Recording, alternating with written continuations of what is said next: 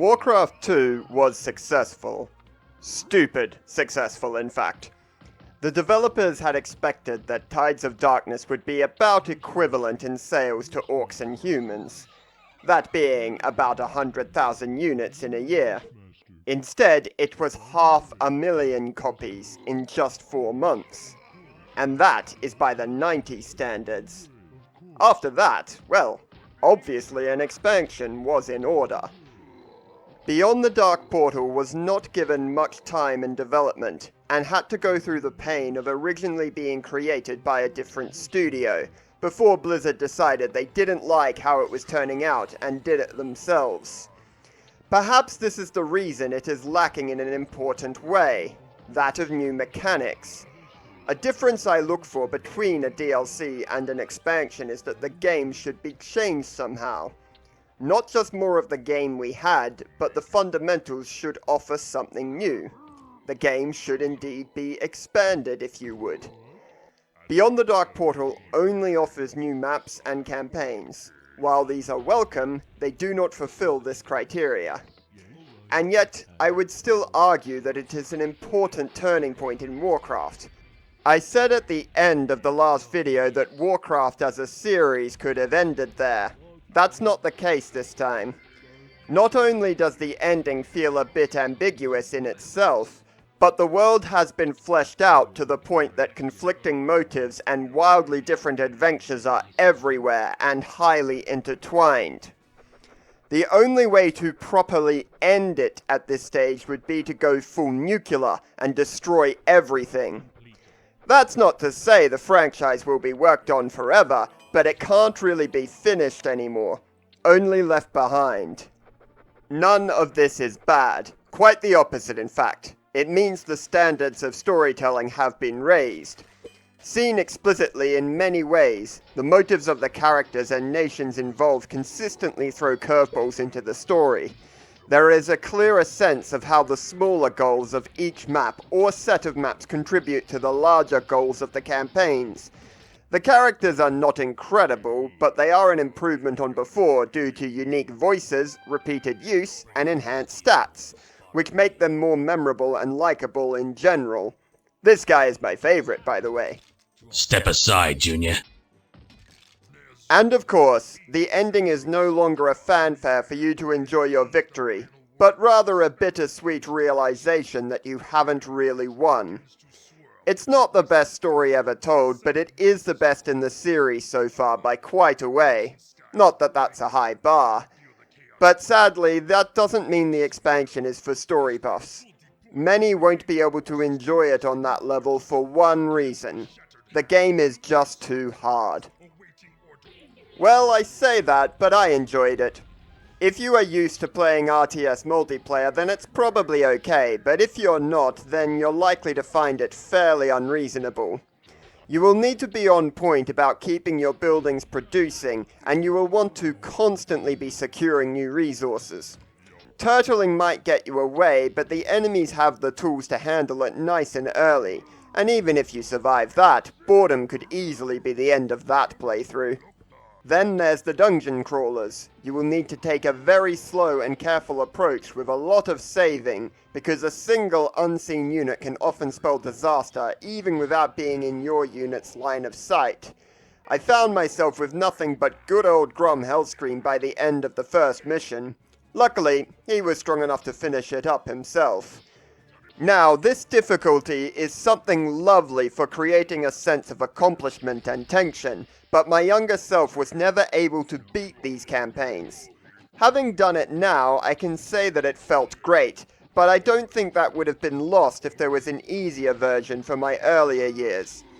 If the challenge was the only point of the campaign, then fair enough. But again, it's the first with a story actually worth hearing, and ye who likes a story is not necessarily ye who can manage the ramped up difficulty.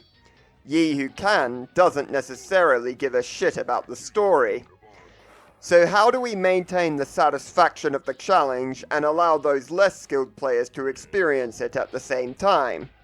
Difficulty levels would be the obvious answer, but those weren't in the series yet. You can use cheat codes, but that doesn't really manage the tension, rather just kills it altogether, and that too can hurt the story. The final and best solution would be to slow the game down, but this isn't perfect either because it eats into the fluidity of play. So, as the game exists, we don't really have a solution, and thus it's not really a game for everyone despite being the most well made so far. And I think that's kind of sad. But we need to remember that there's only so much you can do with a development cycle even shorter than that of the base game. They probably had to just pick a challenge level and go with it. And given this, I will not say that they made the wrong choice.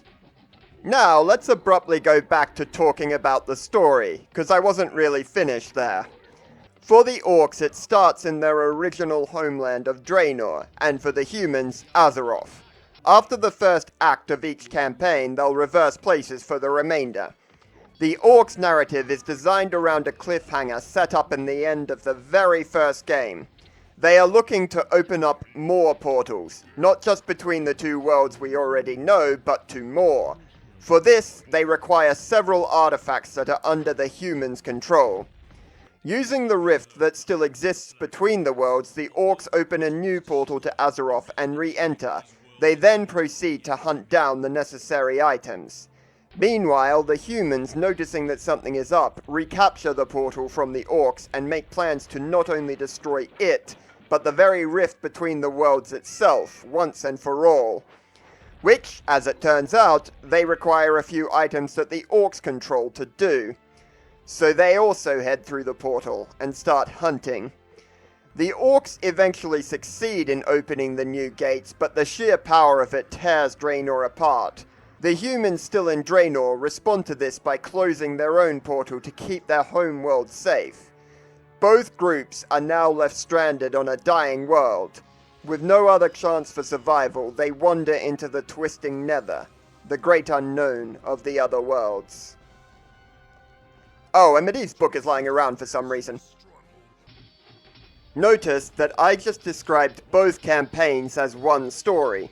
Not quite true, there are a few inconsistencies between them, but it's not hard to imagine that roughly the same thing is going on in both, and you're just seeing it from different perspectives. Importantly, they both have the same ending, and thus we no longer have to worry about which one is canon. For all intents and purpose, they both are. This is one change from their predecessors that is worth noting, but beyond that there is also a greater focus on smaller objectives. That is finding items and investigating mysteries instead of destroying cities and dominating huge battles. We no longer command the entire army of the land in a single desperate attempt for survival, but rather advance forces seeking out more surgical targets. With this change, we lose all feelings of safety. At all points of the campaign, the full force of your opponent clearly and severely outmatches yours. You never feel like you have the upper hand. In addition, none of the progress you make until the very end of the campaign is permanent. Thus, a single lost map would narratively mean defeat for your entire faction, providing greater tension and justification for why every map is truly important. Simultaneously, since the two factions are trying to acquire different items from one another, they can both make progress at the same time, instead of one slowly dominating and the other never offering any real resistance. This is an elegant way of resolving the necessity that the player win almost every battle, and the desire to make your opponent a little more intimidating than a sad joke. The game will reintroduce units when previous ties have justifiably been broken, but otherwise you can expect to see most of your army available right from the start of the campaign. This gives you a full range of strategies from the very beginning. There's less progression built into it, but that would likely feel like needlessly treading old ground in an expansion anyway. Thus, its progress purely relies on context, and the gameplay is free to be more open and experimental. As mentioned before though, there aren't really any new tools to play with. Save one. One for single player anyway. Heroes. Heroes are unique characters that are stronger than normal units, incentivizing their use. Unfortunately, the requirement that they survive reverses that incentive. To solve this, I think it would have been okay to remove the survival clause. Then if a hero falls, you can just say that they got injured. As it stands, though, the result is that heroes are usually a novelty, and don't seriously factor into how you play.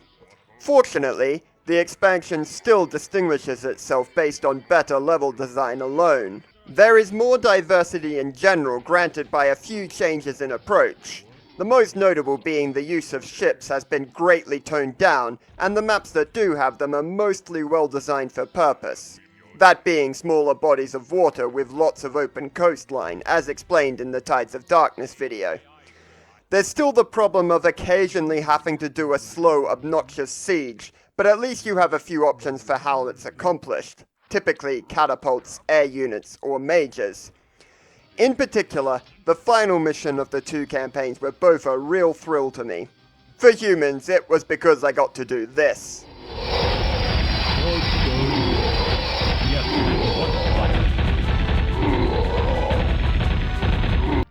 But the orcs were even more exciting, because I thought I had lost. I had the gold I needed to hold on, and I probably could have killed one of my two remaining enemies, but I would not be able to manage the naval tech switch I would need to handle the second, and certainly not the air tech switch needed to reclaim the portal. My gold mines were absolutely dry, and all seemed hopeless. Then, a final scout of the map revealed that the blue player on the islands had a huge amount in their mine, so I decided I needed to go for it. It took a lot of patience, a lot of micro, and a bit of save scumming, but I finally managed to carve out a landing zone around the gold mine. I then needed to ferry some peons holding gold back to the mainland a couple of times before I was finally able to establish an expansion there. And thanks to that, I was able to wrap up the map and the whole campaign. Needless to say, I was pretty satisfied with that ending. I hope you've noticed by now that I really like this expansion. I have nothing wrong with it, really. Well, except this one fucking mission where the objectives lie to you. If pressed on something more persistently underwhelming, I'd say that it's hurt more than I would like by the lack of visual diversity. This is especially apparent on Draenor, where there is only one tile set. You spend about half the game in total there between the two campaigns. Half the game on a drab brown swamp. While some of the maps manage to be memorable in their layout, most appear only as generic landscape, resulting in an entire journey that may as well take place in the same block of land. That and the difficulty are pretty much my only hang-ups with the game, and they aren't really enough to bring it down for me. I can't say you're wrong if they are for you, but give it a go. You may find that you love it. Moving forward, the standard economic and macro gameplay loop was adopted by StarCraft, which in turn blew it out of the park so spectacularly that it seems stupid to have another franchise owned by the same company competing with it. So Warcraft took a new direction. The one new mechanic beyond the Dark Portal added, that of more distinct and powerful heroes, was only for single player. Maybe it was time to see if it had potential beyond that.